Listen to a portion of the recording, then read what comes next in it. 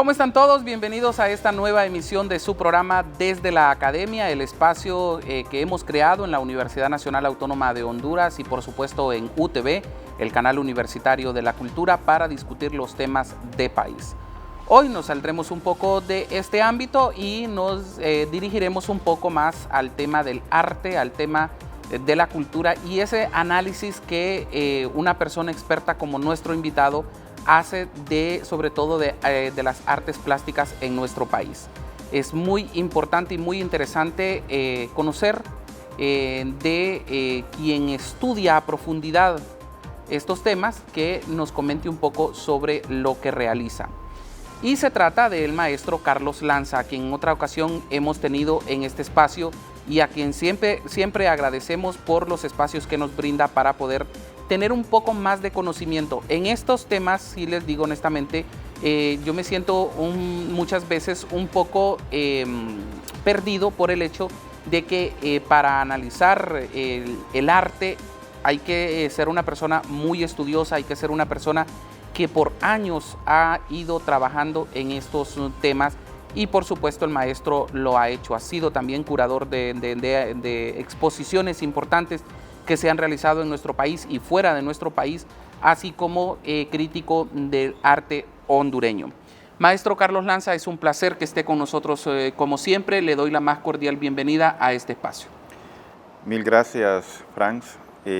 Agradezco también a su programa Desde la Academia para poder hablar sobre todo de mi última producción, del libro más reciente, que se llama El Gran Vidrio, Memoria de la Imagen y la Palabra, que puedo presentar ante las cámaras, ¿verdad?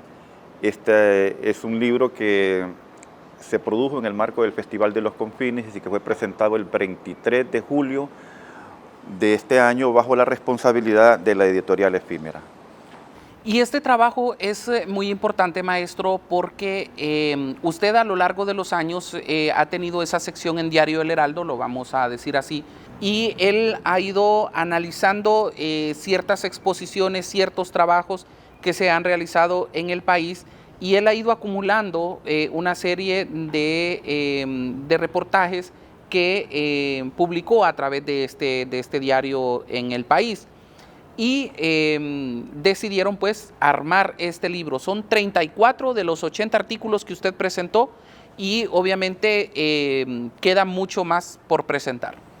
Sí, este proyecto inició en febrero del año 2018 y concluyó en abril del año 2021. Fueron 3 años donde me tocaba escribir cada 15 días un ensayo sobre crítica de arte. Y bueno, el proyecto concluye precisamente porque era bastante fatigoso estar escribiendo un artículo cada 15 días y sobre todo andar buscando las imágenes para poder ilustrar estos trabajos. Pero tengo una nueva sección que se llama Pasos en el Viento, donde también me dedico a escribir sobre arte y sobre temas más amplios, pero ya no tengo la presión de estar escribiendo cada 15 días, sino que escribo cuando quiero, a mi ritmo. Pero ya llevo 13 artículos publicados en la nueva sección. Entonces, he reunido 34. La gente se preguntará, bueno, si fueron 80, ¿por qué no publica 40 y luego un segundo tomo con otros 40? Lo que sucede es que estos 34 artículos no son específicamente sobre la producción de artistas. Son 34 artículos que tienen un hilo conductor. Ese hilo es la filosofía del arte, la teoría crítica, la teoría estética, la historia del arte. Y son artículos estratégicos que preparan como el gran marco teórico para poder abordar la especificidad de la obra de arte en los otros 46 artículos, donde ahí sí ya hablo de los artistas y hablo de las obras de arte de estos artistas. Pero en estos 34 ensayos no. Sí, menciono por ejemplo la obra de Marcel Duchamp, francés, menciono la obra de los impresionistas, también franceses, me acerco a la obra de Pablo Celaya Sierra y a otro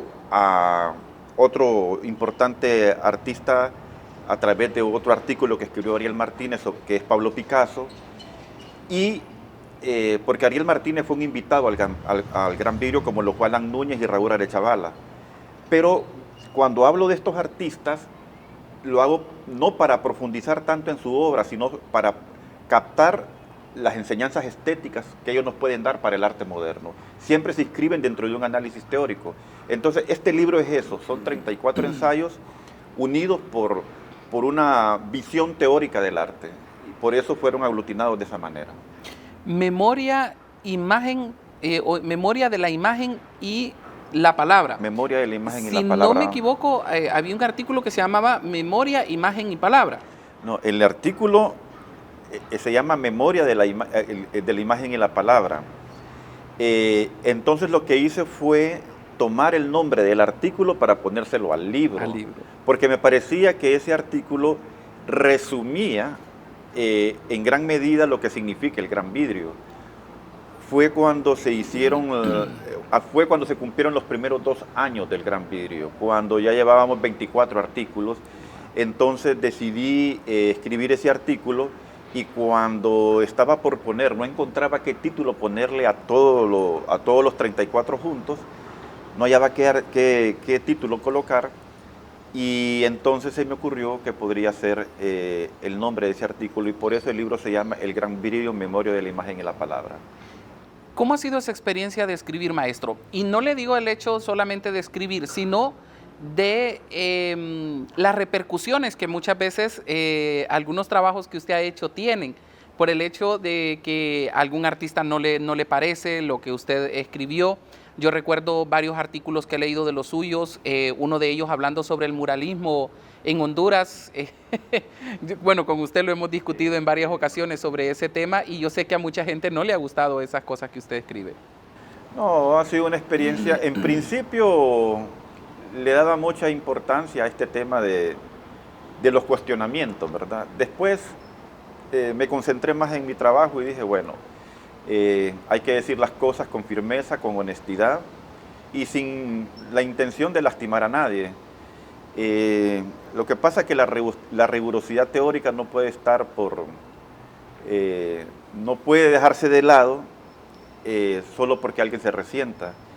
En nuestro medio, como lo he señalado en muchas ocasiones, hay un tremendo desprecio por la teoría, hay un tremendo desprecio por los estudios estéticos, y muchas veces el artista, ante la incomprensión de estos temas, recurre al resentimiento como argumento, ¿no?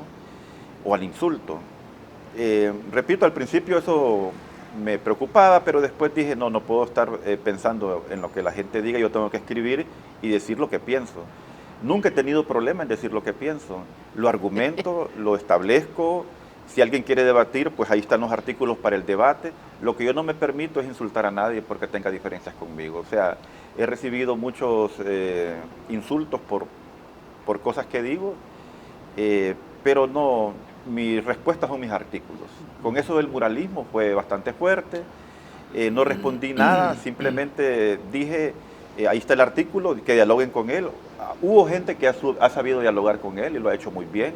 Hace poco fui a Gracias con Boca, fui invitado al evento para hablar precisamente sobre el muralismo.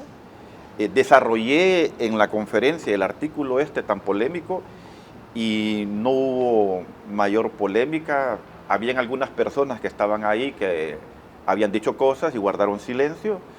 Bueno, no sé si porque ahora sí comprendieron que no había ninguna mala intención o porque sencillamente no estaban dispuestos a enfrentar el debate. ¿No se retracta de lo que ha escrito? Nunca me he retractado de lo que he escrito, ni me voy a retractar, porque lo hago con conocimiento, lo hago convencido de lo que estoy haciendo, porque también nunca he tenido la intención de dañar a un artista. Cuando yo hablo de un artista, hablo de su obra, no de él. Y si su obra me dice cosas y le dice cosas a la cultura hondureña, al arte hondureño y el arte universal que son importantes, yo las voy a reivindicar, pero si no las dice, lo voy a decir. Maestro, y es que muchas veces debemos de buscar primero la crítica de cierto trabajo como para que podamos verla y verla desde otro punto de vista. Esto se los digo porque cuando uno lee una columna de un crítico de arte y luego usted va o ya ha ido y usted lee la columna y luego vuelve a ir, les aseguro que van a ver el arte de otra manera, completamente. usted dice, esto, o sea, porque la crítica lo que hace es como que uno profundice en una obra. Para muchos puede ser como que el artista tiró pintura por aquí, pintura por allá, pero usted lee la crítica y lee el pensamiento de ese crítico de arte, que obviamente va a ver una obra desde otro punto de vista. Entonces, y usted vuelve a verla, entonces ve esos cambios. Para eso se ocupa la crítica, al menos como uno, como persona que puede ver y le gusta el arte. Sí, aunque en principio yo soy de los que pienso que el primer disfrute no debe ser por la crítica, sino por la sensación que directamente le produzca la obra al espectador. Pero tiene mucha razón, Frank, a mí me ha pasado incluso, que la crítica es un puente que traza una relación entre la imagen y el conocimiento. Sí. Entonces, la crítica, cuando está construida de manera muy pedagógica, que creo que es mi función, es mi estilo también, tratar de que la gente comprenda bien un discurso artístico, ayuda mucho que las personas puedan profundizar dentro de la obra de arte. Me ha sucedido porque he visto trabajos que solo después de leer los trabajos críticos entiendo a nivel conceptual mucho de lo que el artista está planteando. Exacto. Y lo disfruto más. No debería de haber ningún dilema entre la imagen artística, la experiencia estética del espectador y la lectura que puedan tener de un crítico, ¿verdad? Debería de ser una trilogía que debería de manejarse con madurez y propiedad. Lastimosamente en el medio todavía está esa ruptura, ¿verdad? Maestro, ¿cómo no romper esa línea entre decir las cosas como son a tratar de beneficiar o de perjudicar a un artista? Bueno, ahí lo que priva es el profesionalismo. Por ejemplo, a mí me ha tocado escribir sobre artistas que me han hecho daño y he escrito cosas importantes y buenas. Wow. Y buenas. ¿Por qué? Incluso, no voy a decir nombres, okay, pero son amigos muy cercanos que me han dicho: no sé cómo haces vos, para hablar de Julano o de Mengano, gente que te ha criticado fuertemente en las redes sociales y que te han ofendido. Sí, le digo, pero fíjate que la obra que ellos hacen no me ha ofendido, les digo. Porque si la obra de ellos es importante, lo que va a quedar para la historia de Honduras no es si nos llevábamos bien o mal con ese artista. Lo que va a quedar para la historia de Honduras es la buena obra que producen y el buen comentario crítico que pueden recibir de mi parte. Entonces yo trato de despojarme al máximo de cualquier prejuicio cuando escribo. La famosa frase de Leticia de Oyuela, que no me canso de repetir cada vez que tengo la oportunidad, fue ese día que yo llegué muy contrariado por tantos ataques que recibía por las cosas que digo, y le digo: Leti, yo tengo deseos de responderle a esta gente, y ella me dice: no lo haga, porque el que tiene el alma envenenada no tiene derecho a escribirme. Wow. Eso se me quedó a mí para siempre, y entonces no, ahora tengo una relación más tranquila conmigo mismo, con el arte, con los artistas. He tenido incluso casos de artistas que en algún momento me enfrentaron o levantaron campañas de desprestigio contra mi persona, que ya con los años han venido, se me han acercado, incluso sin decirme te pido disculpas, lo han hecho. Porque el trato es diferente, porque me invitan a tomar algo. Y hubo uno que desafortunadamente ya murió, que me pidió incluso perdón, ¿verdad? Pero esos son los riesgos de ejercer la crítica en un país que desprecia la crítica, que es un país donde la intolerancia no solamente, si creíamos que la intolerancia solo se daba en el campo político, no es cierto. La intolerancia se da en todos los espacios, en el trabajo, donde vayas está la intolerancia, y en el mundo del arte mucho mayor. Porque hay unos egos increíbles, y el artista, mientras tú le celebres una obra, está feliz contigo. No le puedes decir algo porque de la noche a la mañana pasas a ser su enemigo. Admirable es un artista como Jorge Restrepo, por ejemplo, que me dice que escriba algo sobre él, que presencia su obra era un happening, o performance, no lo recuerdo exactamente, pero sí un trabajo colectivo con personas, y después cuando escribo le digo que la obra no funciona, que se le cayó, y se lo digo por escrito. Él no solamente me pagó por ese trabajo escrito, sino que corrió a publicarlo. Y yo le pregunté, Jorge, creí que no ibas a publicar ese trabajo. Y me dice, lo publico porque lo peor que le puede pasar a uno de artista es que nadie diga nada sobre su obra, me dice, y debemos entender de que la crítica no siempre nos va a favorecerte. O sea, qué tremenda madurez. Sí, es un artista colombiano que se ha nacionalizado hondureño, ¿verdad? Pero es un tipo muy maduro y muy capaz. ¿Y esas experiencias cómo las ha sentido usted, maestro? ¿En qué sentido? En el hecho de que alguien valore lo que usted está diciendo, sea bueno o sea malo. ¿Cómo lo ha sentido o cómo lo ha digerido usted? Porque no sé si usted se esperaba esa respuesta por parte del artista. Bueno, me he sentido bien porque he encontrado artistas que han sabido valorar mi trabajo y que entienden el rol de la crítica. Me he sentido respetado. Me tocó el caso de un artista que me pidió durante mucho tiempo que escribiera un artículo sobre él. Yo de manera muy honesta le dije que no, porque no me gustaba su trabajo, que su trabajo no me dejaba nada y que no podía escribir sobre una obra que no me tocaba. Pero insistió tanto, que terminé escribiendo algo sobre él, pero lo que escribí es lo que yo pensaba que era su obra. Y me dijo, maestro, yo este artículo definitivamente lo quería para el catálogo de mi obra, no lo puedo presentar, me dice. Pero igual me lo pagó. Igual me lo pagó, porque entendió que era un trabajo. ¿Y no se volvió enemigo suyo? No se volvió enemigo mío, fue respetuoso, entendió por qué yo no quería. Y en el Gran Vidrio me pasó que algunos artistas se acercaron para preguntarme cuánto cobraba por publicarles un artículo en el Gran Vidrio, y les dije, no cobro absolutamente nada. Si yo valoro que tu obra es importante, lo hago con gusto, le digo, pero si no lo valoro así, le digo, no cobro nada, le dije. Nunca cobré por un artículo en el periódico. Cobro cuando un artista me busca de manera profesional para que escriba para un catálogo, yo cobro, pero no está condicionado a que el artista me diga qué es lo que quiere que yo diga. Está condicionado a lo que yo quiera escribir, con absoluta libertad. Maestro, ¿qué artículos incluyó en ese libro? Esos 34 artículos que usted tiene ahí, ¿cuáles son entre ellos? Bien, aparte del artículo que lleva el nombre del libro, abordé el momento en que se da el quiebre espiritual en el siglo XIX y que crea las condiciones para la primera revolución estética, que fue el impresionismo. Abordo ese momento histórico en el que se da una ruptura moral, espiritual, económica, que genera un nuevo paradigma cultural, que surge una nueva expresión estética, el impresionismo, y ese momento fue clave porque crea todas las condiciones para la gran revolución estética que se da a principios del siglo XX, en las primeras 3 décadas del siglo XX. Pero sin esa revuelta espiritual de finales del siglo XIX hubiera sido imposible, sin el surgimiento del impresionismo. Entonces, ese es un artículo que aparece en el libro. Luego abordo una serie de artículos relacionados con problemas relacionados con el arte hondureño.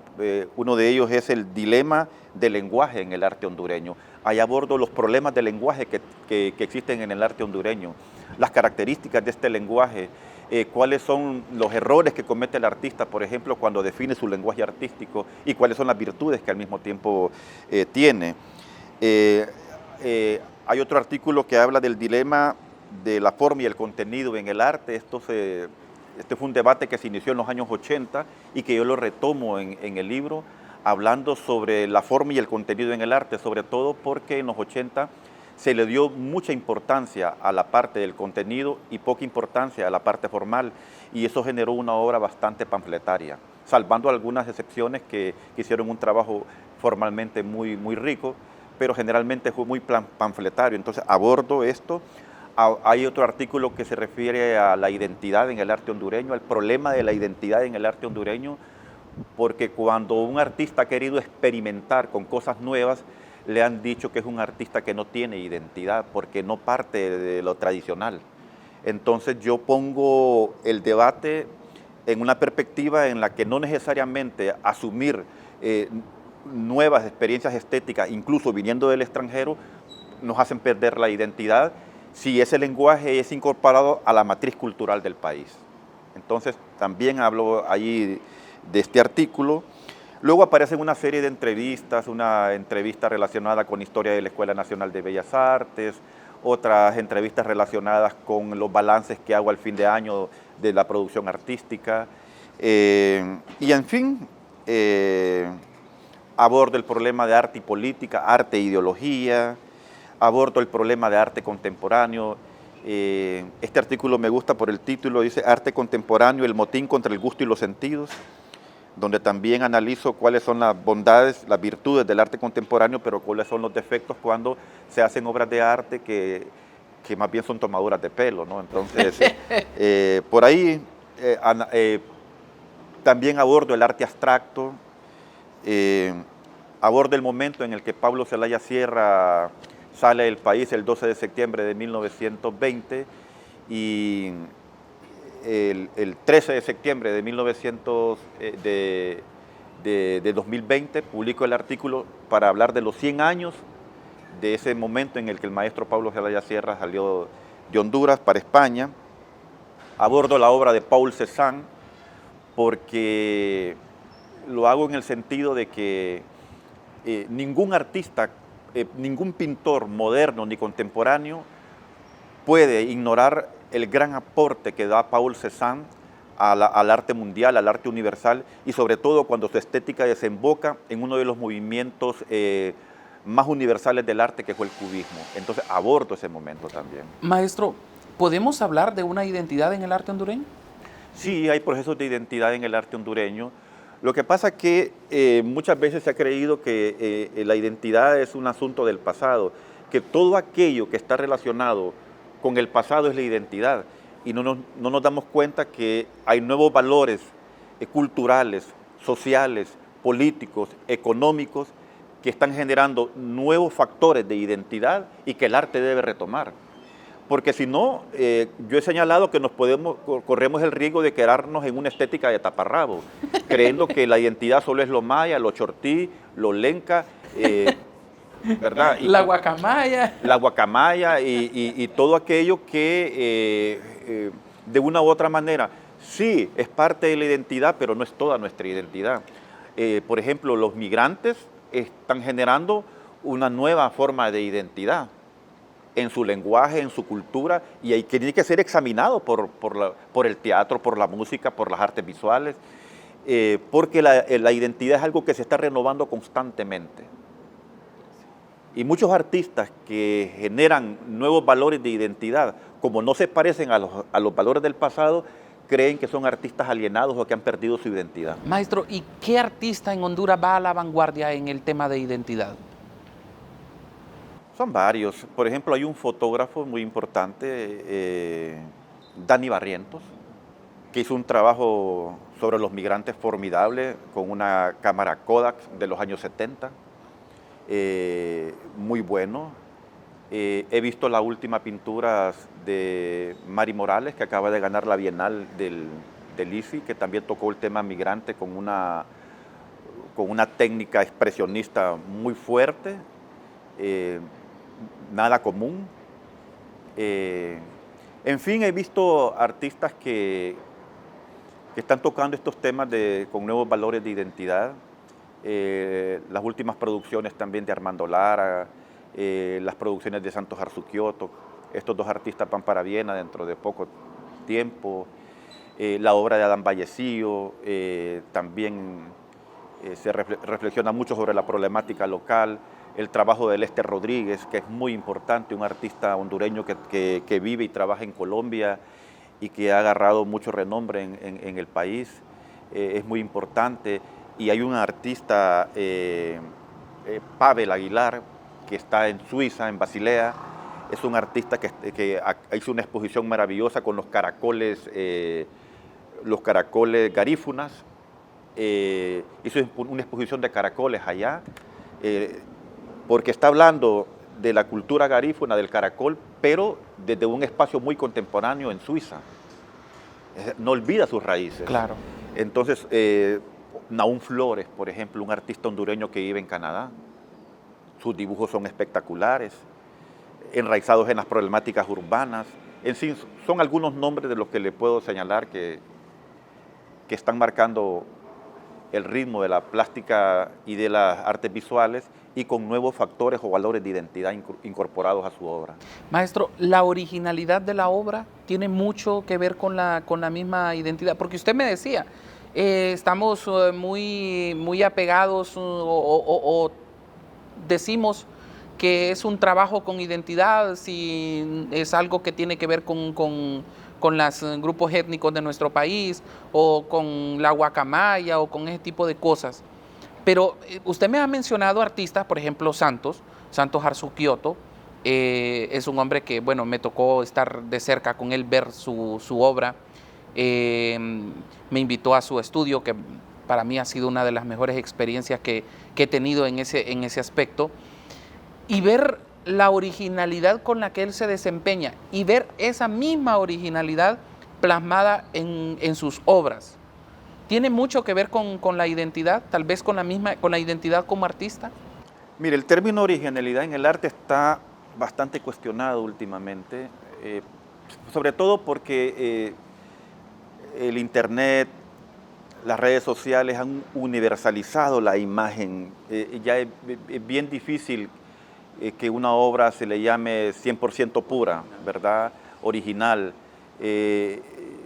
El artista de hoy está conectado constantemente a las palpitaciones, a los segundos del universo, a los segundos del mundo, a las palpitaciones y las imágenes del mundo, y recibe muchas influencias. Recuerdo que Arzú me contó una anécdota en la que las puertas enmohecidas que él hace aquí en Honduras, las encontró en una galería de una artista norteamericana, y los dos se quedaron viendo y se dieron cuenta que estaban produciendo casi lo mismo, sin embargo no se conocían. Yo hablaría más de sinceridad, de honestidad y de la forma como los artistas problematizan su obra con el mundo, con su realidad.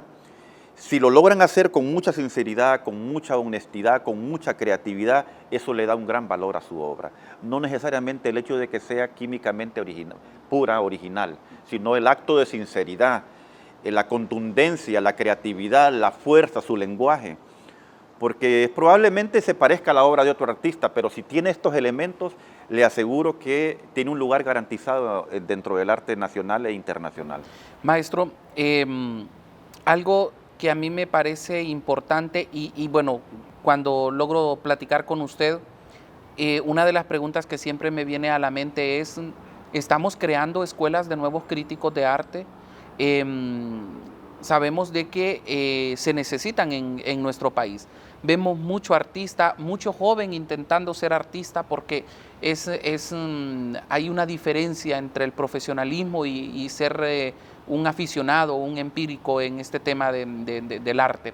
No voy a decir que un aficionado, un empírico no hace buen trabajo. Claro que hay trabajos que son muy importantes, pero ¿cómo crear o estamos trabajando en una escuela de críticos de arte? No, no existe. Yo mismo me formé de manera empírica, a pura lectura, a puro estudio, años de lectura, de estudio.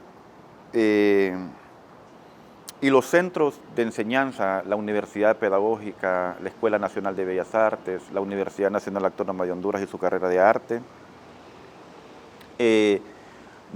todavía no le dan el peso específico a la teoría del arte.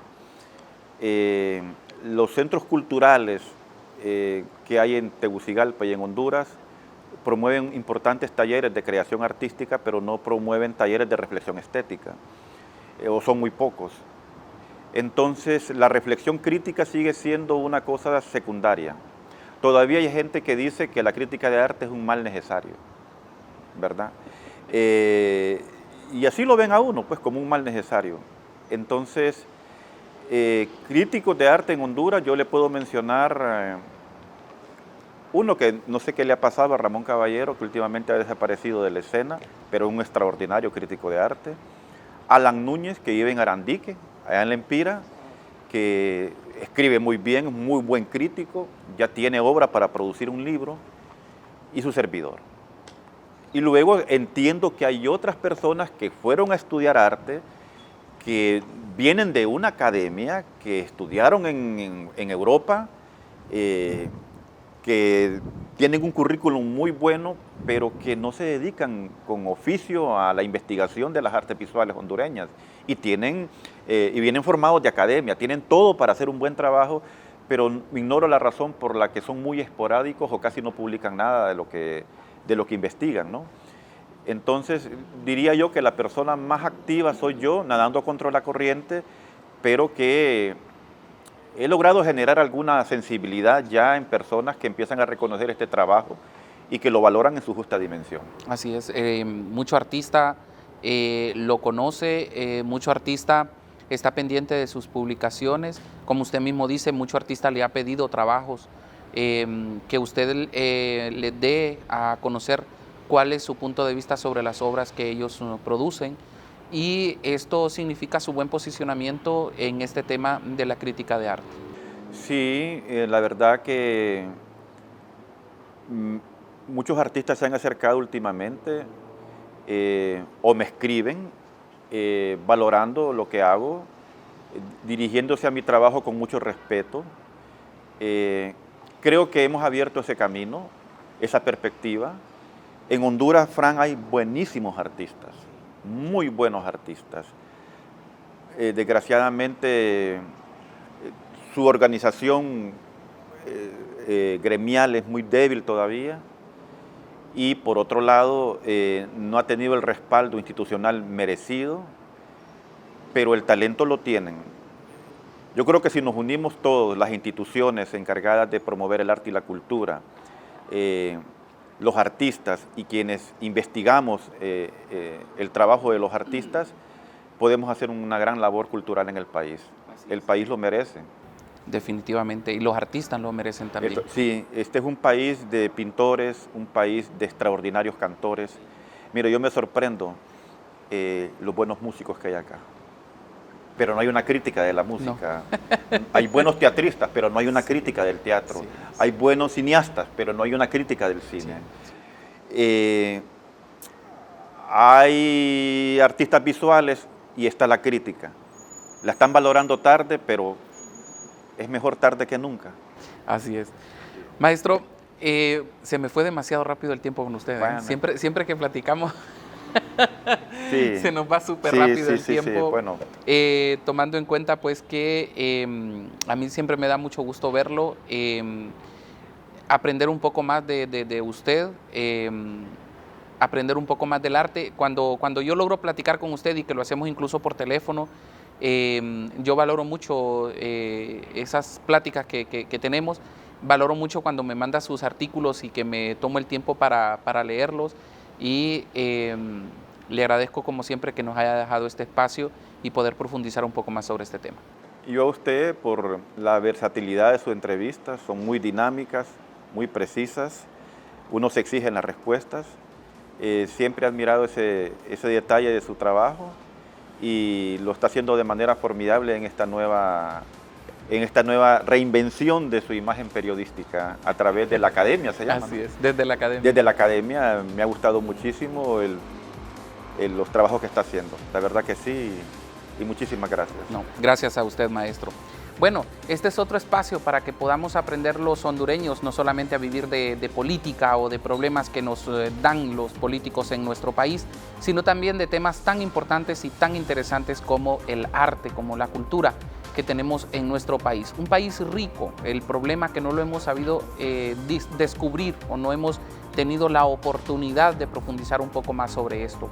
Una obra de arte no solamente es ir a ver un cuadro guindado, es estudiarlo, es analizarlo, es profundizar sobre él, y definitivamente la crítica que algunos personajes como el maestro Carlos Lanza realiza son muy importantes y debemos de valorarlas. Soy Fran Rivera, como siempre les digo, nuestras redes sociales están ahí, envíenos su mensaje, déjenos sus comentarios sobre estos temas que aquí abordamos, y como siempre les digo, gracias por haber estado con nosotros, nos vemos en la próxima.